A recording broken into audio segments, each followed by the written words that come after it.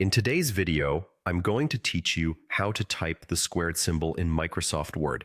Whether you're writing math notes, a science report, or just need a clean X squared in a document, there's a simple built-in way to do it that looks professional and takes only a second. Let's start with a quick example. Imagine you have the letter X already typed in your document. Place your cursor right after the X so you're ready to add the squared symbol. Now look up at the ribbon at the top of Word and go to the Home tab. In the font group, near the font size box, you'll see a small icon that looks like an X with a raised 2. That's the superscript button. Click it once to turn on superscript. With superscript enabled, type the number 2. You'll see the 2 appear smaller and slightly above the baseline, giving you a clean X squared.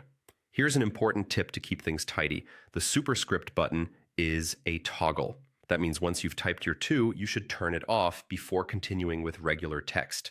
If you don't, everything you type next will keep that raised style. So after your 2 is in place, click the same superscript icon again to switch it off, and you're back to normal typing. If you prefer using the keyboard, there's a quick shortcut that does the exact same thing. Press Ctrl, Shift, and the plus key together to toggle